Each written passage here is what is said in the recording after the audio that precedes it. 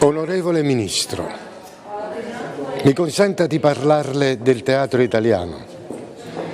Mi creda, onorevole Ministro, che è con sgomento che io penso al vuoto che di anno in anno si va facendo intorno al teatro in Italia, che è con angoscia che penso a tutto quello che non si fa e che si dovrebbe fare. Ma cercherò di accennare subito alle questioni di fondo. Lo Stato, nei confronti del teatro, non esita a fare il più largo uso dell'ipocrisia e della corruzione. Gli esperti dei quali la Direzione Generale dello Spettacolo si serve sono degli estranei al teatro. Gli esperti o sono gestori di teatri, cioè i primi e diretti nemici del teatro d'arte, o critici, cioè giornalisti, e non si vede proprio come un giornalista possa essere considerato un esperto. Ma tutti i guai, o la maggior parte di essi, risiedono nel come le cosiddette provvidenze sono elargite.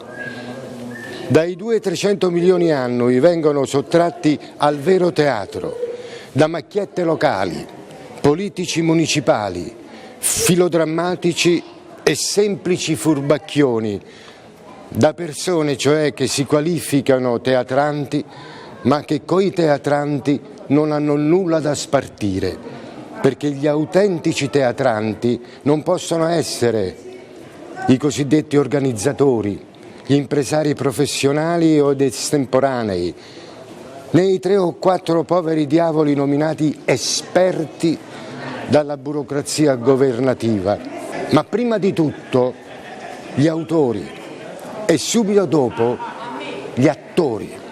Mi consenta di parlarle di queste 2 categorie, fra le più osteggiate e umiliate dalla camorra teatrale imperante. In nessun paese l'autore drammatico è trattato come da noi. Se dovessi incominciare oggi, credo che da un pezzo avrei cambiato mestiere, anche perché non so come potrei vivere. Oggi il guadagno di un autore per una commedia ceduta ad una compagnia di giro o a un teatro stabile non copre le spese vive. Eppure lo Stato capocomico assicura ad altre categorie eccellenti condizioni di vita. E qual è la condizione degli attori?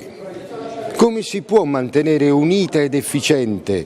Come si può formare una classe di attori con le poche, sporadiche e brevissime scritture che ogni anno non impiegano più del 50% degli attori professionisti vecchi o nuovi? La situazione di un attore è quella di una continua ansia, di un'assillante ricerca, giorno per giorno, del lavoro e del pane. Continuamente egli deve bussare a qualche porta per tirare avanti. L'attore è dunque, come l'autore, alla mercé dei mandatari governativi, vale a dire gli estranei e gli incompetenti, gli speculatori e i parassiti. Il mondo alla rovescia, estraneo a casa sua, ad aspettare, ad invocare la grazia degli usurpatori delle sue prerogative. E il teatro è, con l'autore, l'attore. Ma né l'autore né l'attore hanno voce in capitolo. Non mi stancherò mai di chiedere chi sono questi personaggi che dominano la povera vita teatrale italiana, che compongono questa ristretta clientela privilegiata e parassitaria. Chi sono queste persone incredibili che finiscono sempre per centrare questo obiettivo: concimare la stupidità e la volgarità, abbassare il livello intellettuale e spirituale della popolazione, deprimere i costumi?